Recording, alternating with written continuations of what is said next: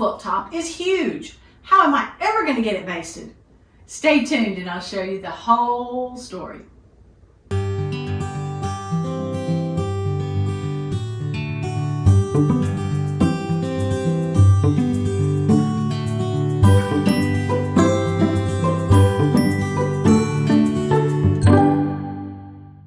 Hey guys, welcome back to Frances Quilts. Well, the time has come to start quilting on this top. I made the top about 2, maybe 3 years ago, and it has languished in my to be done drawer, and this summer is the time to get it finished. I have come up with some ideas about how to quilt it, and now it's time to get it basted and get it done. Now, previously on my blog, I have posted videos from Krista Watson of how she will baste a king-size quilt on a table. And I thought about doing it that way, but honestly, I have agonized over this quilt from day one. Was it gonna work? Was this gonna work? Was that gonna work? Just everything about it. And frankly, I did not want to have something else that I needed to learn while I was doing this quilt. So I chose to do this on my garage floor in the middle of summer. It was very warm there. My friend Marnie came over to help. She had never seen a big quilt being basted, and she wanted to see that, and she ended up helping tremendously in the process. And it didn't take us very long. It would have taken a lot less time if we hadn't stopped to talk as much in between sessions of working. Anyway, it was a lot of fun. Tasks like this are always better when you have someone to share them with. So let's go and have a look. Well, here we are. I've just laid out the back to have a look at it before I start.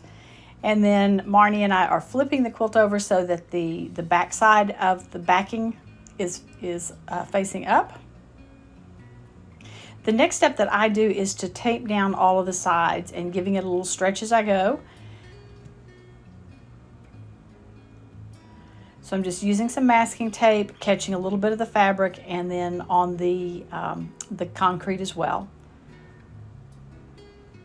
I suggest that Marnie moves it over just a little bit further so it's closer to that middle piece. And then I'm coming to the other side and doing just the opposite from where she is. She's working on one side and I'm working on the other. As I do it, I'm going to pull and stretch just a little bit so that it's actually stretching that fabric flat. As you can see, there's a lot of talking going on. So now we're going to do the other side. Same thing, work on one side and just stick a little bit of the tape onto the fabric and then tug on it just slightly at this point. I'm just wanting to keep everything straight. And she's going to do the same thing on the other side. She ended up being a really fast study in how to do this. Next is just to put some tape on the corners, and again I just give them a little bit of tug, a little bit of stretch them, so that I want this back side to be as flat as I possibly can before I start. All right, let's get the batting. I had asked for suggestions on batting, and several people suggested just using a lightweight wool batting, and that's what we did here. It is so light. I think that the top is already really heavy because of all the applique that's on it, and so the quilt was going to be heavy one way or the other. But I think having this lightweight batting in there is going to be perfect. I had not trimmed it down to size, so we just lined it up along one side so that I could tell what needed to be trimmed off. Have scissors will travel.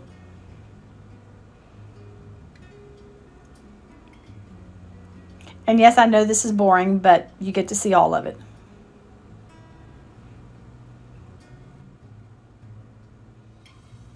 And when we're going off camera, it's normally to get water because it's in probably the upper 80s, lower 90s at this point, and it's only 10 o'clock in the morning.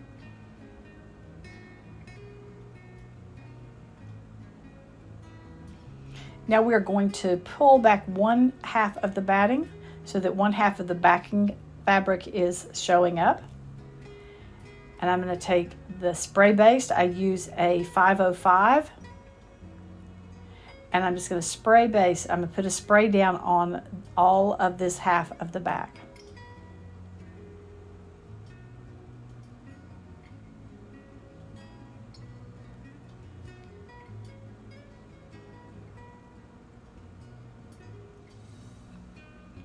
And I'm sure there are areas that I'm missing, but I'm hoping it's going to be fine regardless.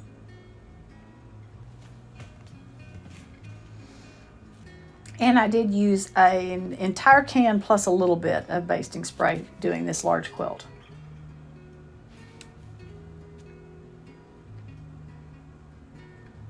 I wish I could have seen it as well when I was spraying it as you can on this video. All right, it's sprayed. Now you can see I have a 6x12 ruler in my hand that I'm using to slide along the batting. You can't see it super well now, but you will in just a minute when we're doing the other side. And I'm using that ruler to smooth everything out. You can definitely do this with your hands, but using a ruler is a larger area and is easier to do. I mentioned Krista Watson in the opening here. When she does hers, she uses a large ruler, like a 6.5 by 24 inch. I just don't feel like I have enough control, so I tend to use a smaller ruler. But boy, does it make a difference in smoothing it out and not having to use your hands. And here it was huge to have someone else holding the top of it, holding that out of the way. It just gets very bulky when you're trying to do it all yourself. Okay, that's one side done. Let's go back towards the middle and then do the second.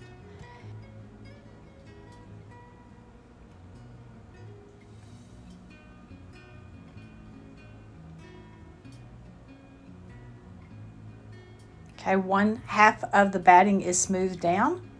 Let's pull it back and do the other half.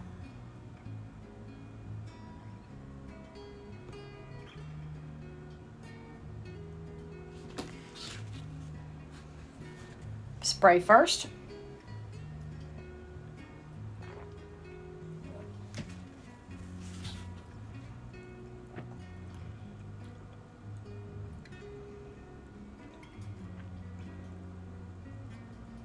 Sure would be nice to actually work this fast.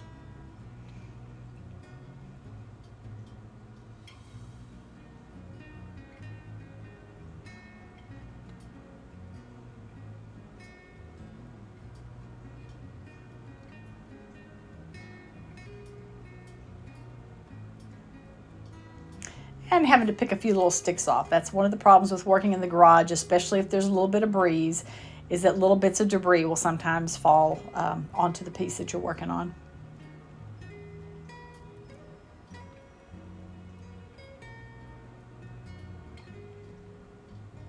Now, if this was a smaller quilt, I would have basted it on my design wall. I have a video for that, which I will link here. But this one was just too big for my design wall. All right, time to smooth again. Now you can see a little bit better here on this side. I'm just using that ruler to just push the batting down against the spray.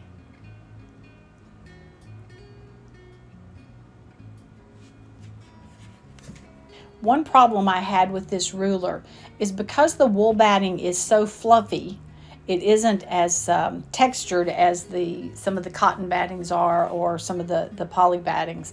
The edge of the ruler kept getting stuck in the wool, and I would end up tearing it a little bit. Have a look at this picture and you'll see what I'm meaning. See how the edge of the point of the ruler is kind of stuck in that batting? And when that happens, it makes a little tuft in there. It's kind of hard to see, kind of towards the left-hand corner there. There's just a place that the batting has been disturbed.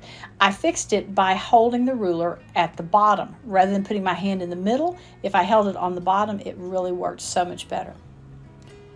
Okay, batting's down, time to add the top.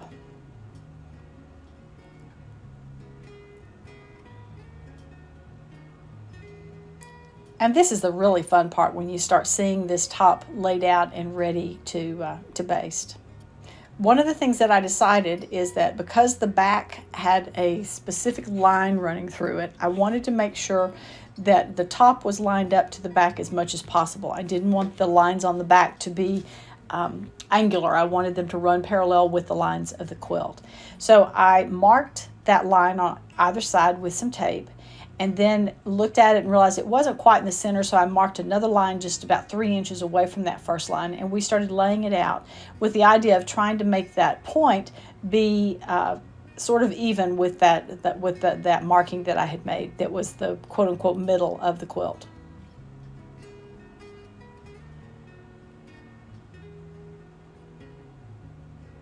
And we're ready to go. Now I take a marker, like a Sharpie marker, and I just mark the edges of the quilt. And the reason I do that is when I am spraying the basting spray on the batting, it's really hard to see where you are and to know how far you need to go. So just to give me some guidelines, I just take my marker and just mark a little bit along the edges there. We're going to lift the top here and lay it back. And off we go again. Realized I was running out of spray, and Marnie knew where the other bottle is, so she said, I'll go get spray while you keep going. Another nice thing about having a quote-unquote apprentice, she runs my errands for me. Just kidding, Marnie.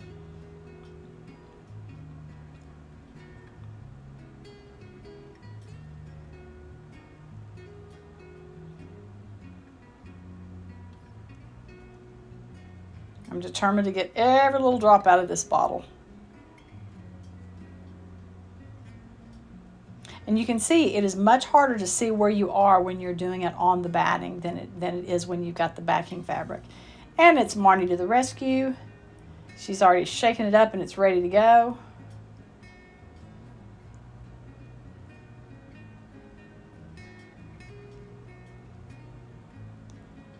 And we're off with a new can. Oh, does that work better? I wasn't sure if this spray would work well on a wool batting, but it was absolutely perfect. It seems like it has held very well. And as you can see, I'm using those guidelines that I marked on there to tell me when it was time to stop spraying, that I didn't need to spray all the way to the edge.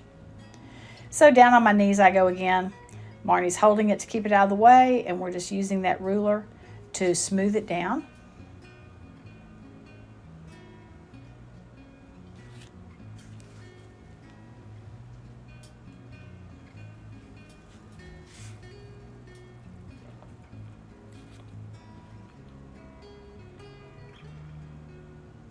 Taking a little more time on the top than I did with the batting, because to me this is the big deal here, is to get this top completely flat. One of the things I'm a little worried about is whether it's going to square up properly.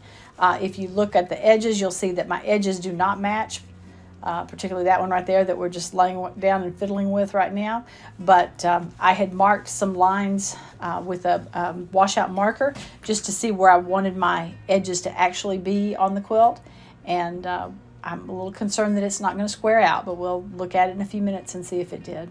And the nice thing about this spray is if you get a crease in it or something like that, you can lift it up and redo it. And I really like that a lot.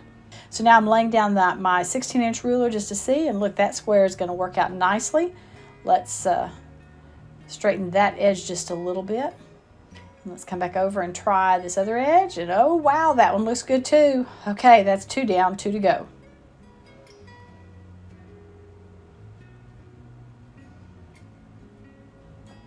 All right, we're off again. You can see that it has stuck well because when we're pulling it, it stops when it hits that spray.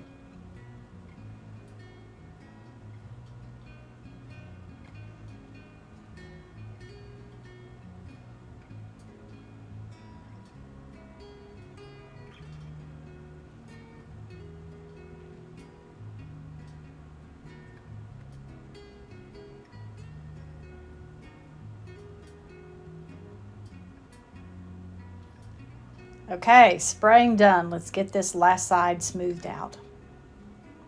Again, I always try to start in the middle and work up the middle a little bit, and then up the to one side and then to the other side.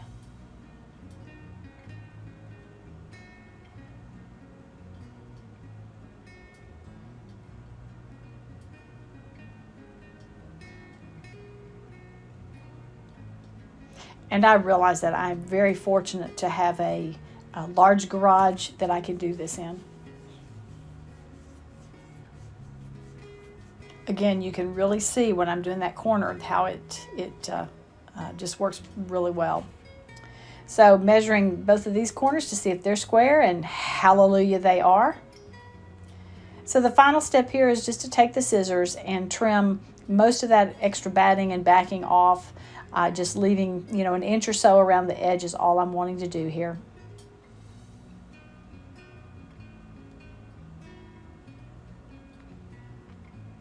After I finished this, I took it back into my studio and I gave it a good ironing just to further set that spray baste.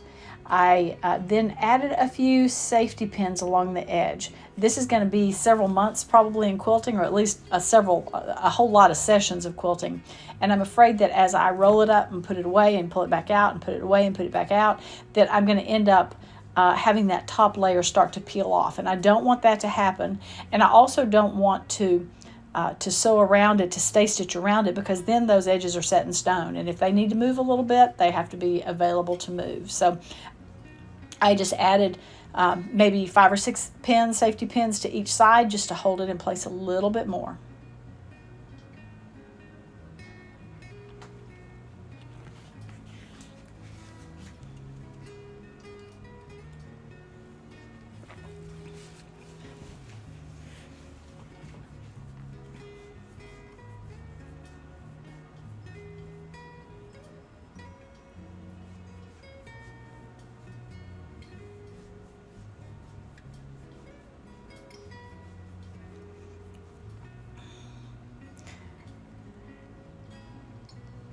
So we got it all off the floor and folded up and ready to go back into into my studio. And Marnie pulled hers out, and I sat on a chair and watched her while she basted it. But she did a wonderful job. She's an excellent student and really learned quickly how to do it. So now it's basted and ready to go. I need to just put on my big girl panties and start doing some quilting on it, because I'm scared of it, but I can't wait to get into it. But I'm scared of it, but I can't wait to get into it. You ever have those feelings? Anyway, keep watching and I'll show you as it progresses in the next month or so. Well, that's all for today. Thank you for joining me, and I hope to see you next time on Frances Quilts. Remember, if you like what you've seen, be sure to give it a thumbs up and subscribe. Please check out my website and daily blog at francesquilts.com, and I can be found on Facebook and Instagram at Frances Quilts. Thanks so much for joining me. Hope to see you again soon.